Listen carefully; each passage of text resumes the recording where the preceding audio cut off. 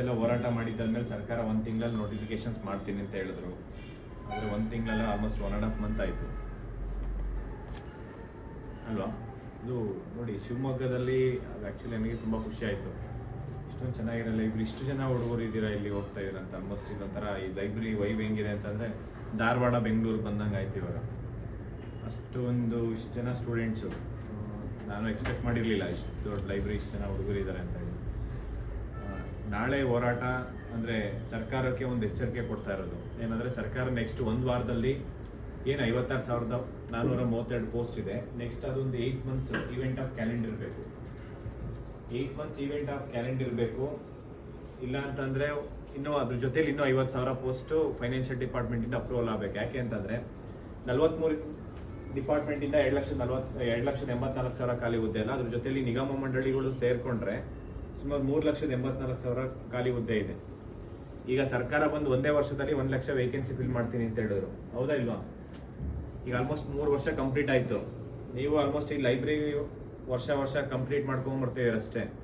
ಇಲ್ಲಿ every month ಏನು fees pay ಮಾಡ್ಕೊಳ್ತಾ ಹೋಗ್ತಾ ಇದ್ದೀರಾ. ಏನು ಲೈಬ್ರರಿ ಫ್ರೀ ಇದೆಯಾ?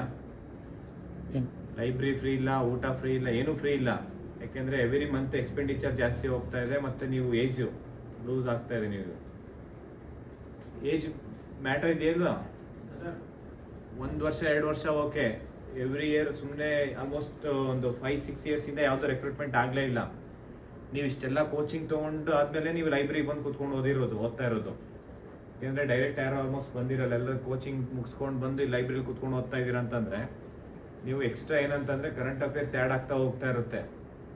ಇಲ್ಲಿ ದಿನಕ್ಕೊಂದೊಂದು ವಾರ ಆಗ್ತಾ ಇರುತ್ತೆ ಅದ್ರದ್ದು. ಅಲ್ಲಿ ನೀವು ಜಿಯೋಗ್ರಫಿ ಓದ್ಕೊಂತ ಕೂತ್ಕೊಂಡ್ರೆ ಕರೆಂಟ್ ಅಫೇರ್ಸು, ಇನ್ನು ಆ್ಯಕ್ಚುಲ್ ಏನು ಒರಿಜಿನಲ್ ನೀವು ಸಿಲೆಬಸ್ ಏನಿದೆ ಅದನ್ನು ಮರ್ತೋಗ್ಬೇಕಾಗುತ್ತೆ. ಆ ಸಿಚುವೇಶನ್ ತೊಗೊಂಬಂದಿದೆ ಗೌರ್ಮೆಂಟು, ಹೌದಾ ಇಲ್ವಾ? ಬರೀ ಕರೆಂಟ್ ಅಫೇರ್ಸ್ ಓದ್ಕೊಂಡು ಇಲ್ಲಿ ಏಜ್ ಕ್ರಾಸ್ ಆಗ್ತಾ ಇದೆ, ಒಂದು ಕಡೆ ಹೆಲ್ತ್ ಹಾಳಾಗ್ತಾ ಇದೆ. ನಿಮಗೆ ಗೊತ್ತಾಗ್ತಾ ಇಲ್ಲ, ನಿಮ್ಮದೇ ಅಂತಲ್ಲ, ಈವನ್ ನಿಮ್ಮದು ಫ್ಯಾಮಿಲಿ ಸೋಷಿಯಲ್ ಪ್ರೆಷರು ಜಾಸ್ತಿ ಆಗ್ತಾ ಇದೆ.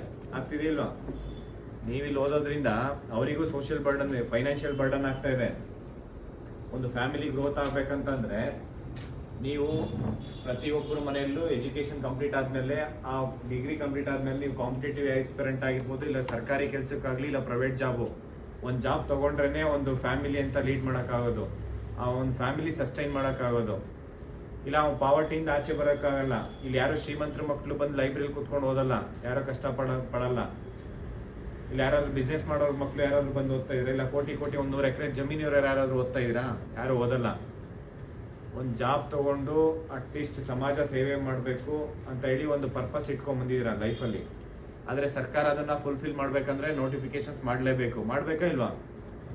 ಈಗ ನೀವೊಂದು KS, ಒಂದು IAS ಆಗಿದ್ದು AC, ಒಂದು ತಹಸೀಲ್ದಾರ್ ಪೋಸ್ಟ್ ತೊಗೊಬೇಕಂತಂದ್ರೂ ನೋಟಿಫಿಕೇಶನ್ ಮಾಡಬೇಕು. ಒಂದು PSI ಆಗಬೇಕಂದ್ರೂ ನೋಟಿಫಿಕೇಶನ್ ಮಾಡಬೇಕು. ಒಂದು AE JE ಆಗಬೇಕಂದ್ರೂ ನೋಟಿಫಿಕೇಶನ್ಸ್ ಮಾಡಬೇಕು. ನೋಟಿಫಿಕೇಶನ್ಸ್ ಆದಮೇಲೆ ಅದ್ರ ಬಗ್ಗೆ ಓದಿ ಒಂದು ಜಾಬ್ ತೊಗೊಳಕ್ಕಾಗುತ್ತೆ. ಸುಮ್ಮನೆ ಎಷ್ಟು ವರ್ಷ ಕುತ್ಕೊಂಡು ಹೋದ್ರು ಆಗಲ್ಲ. ಈಗ ಎಲ್ಲ ಎಕ್ಸಾಮ್ಸ್ ಎಲ್ಲರೂ ಸೆಂಟ್ರಲ್ ಗೌರ್ಮೆಂಟ್ ಎಕ್ಸಾಮ್ಸ್ ಕ್ಲಿಯರ್ ಮಾಡ್ತೀನಿ, ಇಲ್ಲ UPSC ಎಕ್ಸಾಮ್ ಕ್ಲಿಯರ್ ಮಾಡ್ತೀನಿ ಅಂತಂದ್ರೇ ಆಗಲ್ಲ. ಆಗುತ್ತಾ? ಅಲ್ಲಿರೋ UPSCಲಿ ಎವ್ರಿ ಇಯರ್ 1,000 ಪೋಸ್ಟ್ ಇರುತ್ತೆ. ಅದು ನಮ್ಮ MP 545 ಜನ MP ಗಳಿದ್ದಾರೆ, ಅದರಲ್ಲಿ 28 ಸೀಟ್ ನಮ್ಮ ಕರ್ನಾಟಕ ಇದೆ. ಆ ರೀತಿ ನಾವು ಡಿವೈಡ್ ಮಾಡ್ಕೊಂಡು ಹೋದ್ರೂ ನಮ್ಮ ಕರ್ನಾಟಕದಲ್ಲಿ ಸುಮಾರು 1,100 ಪೋಸ್ಟ್ ಏನಾದರೂ UPSCಯಿಂದ ಕಾಲ ಆಯ್ತಂದ್ರೂ ಇಲ್ಲಿ ಕರ್ನಾಟಕದಿಂದ 56 ಜನ ಸೆಲೆಕ್ಟ್ ಆಗಲ್ಲ. ಆಗ್ತಾರಾ? ಮ್ಯಾಕ್ಸಿಮಮ್ ಒಂದು 20 ಜನ ಆದರೆ ಹೆಚ್ಚಿರುತ್ತೆ. ಡೊಮೊಸೈಲ್ ರಿಸರ್ವೇಷನ್ ತೊಗೊಂಡ್ರು ಆ್ಯಸ್ ಪರ್ ರಿಸರ್ವೇಷನ್ನು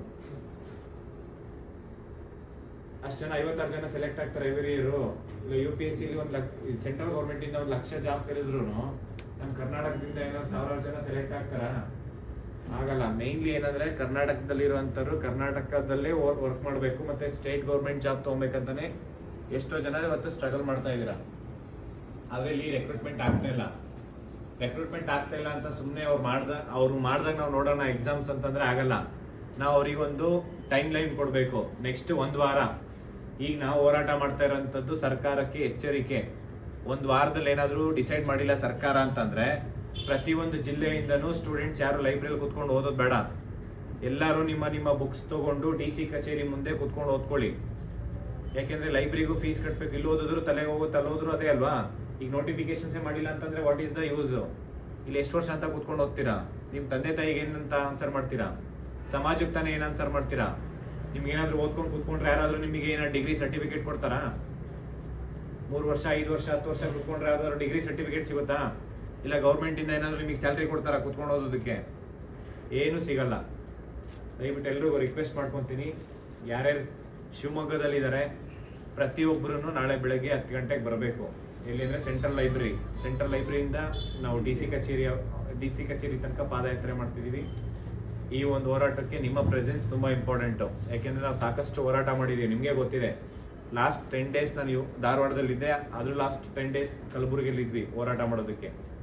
ಪ್ರತಿಯೊಂದು ಜಿಲ್ಲೆಯಿಂದನೂ ಹೋರಾಟ ಆಗ್ತಾ ಇದೆ. ಸರ್ಕಾರಕ್ಕೆ ಇದೊಂದು ಎಚ್ಚರಿಕೆ, ನಿಮ್ಮ ಹೋರಾಟಕ್ಕೆ, ನಿಮ್ಮ ಒಂದು ಭವಿಷ್ಯಕ್ಕೆ ನೀವೇ ಹೋರಾಟ ಮಾಡಬೇಕು. ನಾಳೆ ದಿನ ನೀವು ಒಂದು ಆಫೀಸರ್ ಆಗ್ಬಿಟ್ಟು ಬೇರೆಯವ್ರು ಯಾರಾದರೂ ಅನ್ಯಾಯ ಆಗಿದೆ ನನಗೆ ನ್ಯಾಯ ಕೊಡಿಸಿ ಅಂತ ನಿಮ್ಮ ಹತ್ರ ಬಂದರೆ ಫಸ್ಟ್ ನೀವೇ ಇಲ್ಲಿ ನ್ಯಾಯ ತಗೊಂತ ಇಲ್ಲ. ನಿಮಗೆ ಇಲ್ಲಿ ಅನ್ಯಾಯ ಆಗ್ತಾ ಇಲ್ವಾ? ನಿಮ್ಗೆ ಇದನ್ನ ಇಂಜಸ್ಟಿಸ್ ಅಂತ ಅನ್ಸ್ತಾ ಇಲ್ವಾ?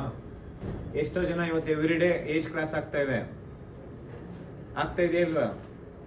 ಅದನ್ನ ಸರ್ಕಾರಕ್ಕೆ ಎಲ್ಲರೂ ಪ್ರಶ್ನೆ ಮಾಡಬೇಕು. ಪ್ರಶ್ನೆ ಮಾಡಿದಾಗ ಮಾತ್ರ ಸರಿ ಹೋಗುತ್ತೆ. ಬರೀ 1-2 ದಿವಸ 1-2 ತಿಂಗಳಾದ್ರೆ ಏನು ಅನ್ಬೋದು?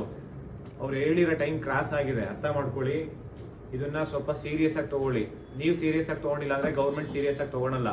ಫಸ್ಟ್ ನೀವು ಸೀರಿಯಸ್ ಆಗಿ ತಗೊಬೇಕು. ನಿಮ್ಮ ಬದಲು ನಿಮ್ಮ ಪೇರೆಂಟ್ಸ್ ಬಂದು ಹೋರಾಟ ಮಾಡೋಕ್ಕಾಗಲ್ಲ. ನಿಮ್ಗಲ್ಲಿ ಇದು ನಿಮ್ಮನ್ನ ಇಲ್ಲಿ ಓದಿಸೋದೇ ದೊಡ್ಡ ವಿಚಾರ ಆಗಿರುತ್ತೆ ಅವರಿಗೆ, ಕರೆಕ್ಟಾ? ಇಲ್ಲ ನಿಮ್ಮ ಬದಲು ನಿಮ್ಮ ಫ್ರೆಂಡ್ಸ್ ಯಾರು ಬಂದು ಹೋರಾಟ ಮಾಡೋಕ್ಕಾಗಲ್ಲ. ನಿಮ್ಮ ಬದಲು ಯಾರು ರೈತರು ಕರ್ಕೊಂಬಂದು ಹೋರಾಟ ಮಾಡೋಕ್ಕಾಗಲ್ಲ. ನಿಮ್ಮ ಬದಲು ಯಾರಾದರೂ ಅಂಗನವಾಡಿ ಕಾರ್ಯಕರ್ತರು ಅವ್ರವ್ರ ಬೆನಿಫಿಟ್ ಬೇಕಂತ ಅಂದಾಗ ಅವ್ರವ್ರು ಹೋರಾಟ ಮಾಡ್ತಾರೆ. ಇನ್ಕ್ಲೂಡಿಂಗ್ ಗೌರ್ಮೆಂಟ್ ಎಂಪ್ಲಾಯೀಸ್ ಕೂಡ ಅವ್ರಿಗೆ ಸ್ಯಾಲ್ರಿ ಸಿಗಲಿಲ್ಲ, ಇಲ್ಲ ಇನ್ಕ್ರಿಮೆಂಟ್ ಸಿಗಲಿಲ್ಲ, ಇಲ್ಲ 7th pay 8th pay implement ಮಾಡಿಲ್ಲ ಅಂತ ಹೇಳಿ ಅವರು ಕೂಡ ಹೋರಾಟ ಮಾಡ್ತಾರಾ ಇಲ್ವಾ? ಸ್ಯಾಲ್ರಿ ಹೈಕ್ ಮಾಡೋದಕ್ಕೆ ಹೋರಾಟ ಮಾಡ್ತಾರೆ. BMTC ಕಂಡಕ್ಟರು, KSRTC ಕಂಡಕ್ಟರ್ ಇರ್ಬೋದು. ಗೌರ್ಮೆಂಟ್ ಜಾಬಲ್ಲಿ ಇರೋಂಥ ನೌಕರಿಗಳು ಅವ್ರಿಗೆ ಸ್ಯಾಲ್ರಿ ಬಂದಿಲ್ಲ ಅಂತಂದ್ರೆ ಅವ್ರಿಗೆ ಸ್ಯಾಲ್ರಿ ಕೊಟ್ಟಿಲ್ಲ ಅಂತಂದ್ರೆ ಅವರು ರೋಡಲ್ಲಿ ನಿಂತು ಪ್ರತಿಭಟನೆ ಮಾಡ್ತಾರೆ. ಅವರಿಗೆ ರೈಟ್ಸ್ ಇದೆ ಅಂತಂದ್ರೆ ಫಂಡಮೆಂಟಲ್ ರೈಟ್ಸ್ ನಿಮ್ಗೆ ಯಾಕಿಲ್ಲ? ನೀವ್ಯಾಕೆ ಪ್ರಶ್ನೆ ಮಾಡಬಾರ್ದು? ಈಗ ನಿಮ್ಗೆಲ್ಲ ಎಷ್ಟು ಎಲ್ಲಿ ತಾಳಾಗ್ತಾ ಇಲ್ವಾ ಎವ್ರಿಡೇ? ಒಂದ್ಸತಿ ಏಜ್ ಕ್ರಾಸ್ ಆಯ್ತು ಅಂತಂದ್ರೆ ಯಾರು ಕೊಡಲ್ಲ ನಿಮ್ಗೆ. ಗೌರ್ಮೆಂಟ್ ಕೊಡುತ್ತಾ?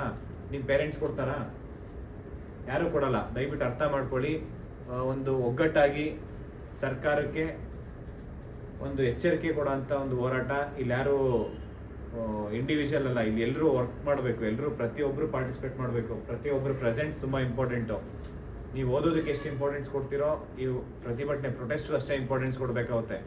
ಯಾಕೆಂದರೆ ಸರ್ಕಾರ ಸ್ಟೀಜಿಗೆ ಸುಮ್ಮನೆ ಹೇಳಿದ್ದೆಲ್ಲ ಹೇಳೋದೇ ಒಂದು ಮಾಡೋದೇ ಒಂದು ಮಾಡ್ತಾ ಇದೆ. ರಿಸರ್ವೇಷನ್ನು, ಇಂಟರ್ನಲ್ ರಿಸರ್ವೇಷನ್ ಇವತ್ತಿನ ಸಮಸ್ಯೆ ಅಲ್ಲ, ಅದು ಇಡೀ ಇಂಡಿಯಾದಲ್ಲಿ ಎಲ್ಲ ಸ್ಟೇಟಲ್ಲೂ ಸಮಸ್ಯೆಗಳಿದ್ದಾವೆ. ಇವನ್ ಮಧ್ಯಪ್ರದೇಶದಲ್ಲೂ ಸೇಮ್ ಸಮಸ್ಯೆನೇ ಇರೋದು. ಇದೆಯಾ ಇಲ್ವಾ ಸೇಮ್ ಇಶ್ಯೂಸು? 13% ರಿಸರ್ವೇಷನ್ ಇದೆ, ಅವ್ರು 87%ಗೆ ರೆಕ್ರೂಟ್ಮೆಂಟ್ ಮಾಡ್ಕೊಂಡು 13% ಎರಡು ಕಡೆ GM ಮತ್ತು SC/ST ಏನಿದೆ ರಿಸರ್ವೇಷನ್ ಎರಡು ಲಿಸ್ಟ್ ರೆಡಿ ಮಾಡ್ಕೊಂಡು ರೆಕ್ರೂಟ್ಮೆಂಟ್ ಮಾಡ್ತಿದ್ದಾರೆ. ನಮ್ಮ ಕರ್ನಾಟಕದಲ್ಲಿ ಓನ್ಲಿ 6% ಇಶ್ಯೂ ಇರೋದು. 6% ಬಿಟ್ಟು ಬೇಕಾದ್ರೆ 94% ಇವ್ರು ರೆಕ್ರೂಟ್ಮೆಂಟ್ ಮಾಡ್ಕೊಬೋದು. ಮಾಡಲೇಬೇಕನ್ನೋ ಒಂದು ಇಚ್ಛಾಶಕ್ತಿ ಇದ್ರೆ ಏನು ಬೇಕಾದ್ರೂ ಮಾಡ್ಬೋದು. ನಮ್ಮಲ್ಲಿ ಒಗ್ಗಟ್ಟಾದರೆ ಎಲ್ಲನೂ ಆಗುತ್ತೆ. ನಾವು ಪ್ರಶ್ನೆ ಮಾಡಬೇಕಷ್ಟೇ. ನಾವು ಪ್ರಶ್ನೆ ಮಾಡಬೇಕಂದ್ರೆ ಎಲ್ಲರೂ ಒಂದು ವೇದಿಕೆ ಇದೆ, ಆ ವೇದಿಕೆ ಮೇಲೆ ನಾವು ಹೋರಾಟ ಮಾಡೋಣ. ಹೋರಾಟ ಮಾಡೋದ್ರ ಮುಖಾಂತರ ಸರ್ಕಾರ ಸೀರಿಯಸ್ ಆಗಿ ತಗೊಂಡು ಮಾಡಲೇಬೇಕು. ಆಗ್ಬೋದಾ? ಏನಾದ್ರು ಡೌಟ್ಸ್ ಇದೆಯಾ? ನಾಳೆ ಎಲ್ಲರೂ ಬರ್ತೀರಲ್ಲ ಸರ್? ನಾಳೆ 10 ಗಂಟೆಗೆ. Yes or no? Yes sir. Protest ಮಾಡ್ಬೇಕಾ ಬೇಡವಾ? ಮಾಡೋಣ ಸರ್. ಮಾಡ್ಬೇಕು ಅಂದ್ರೆ ಮಾಡೋಣ, ಬೇಡ ಅಂತಂದ್ರೆ ಮಾಡಲ್ಲ. ಮಾಡ್ಬೇಕಾ ಬೇಡವಾ? ಮಾಡೋಣ ಸರ್. Okay, thank you.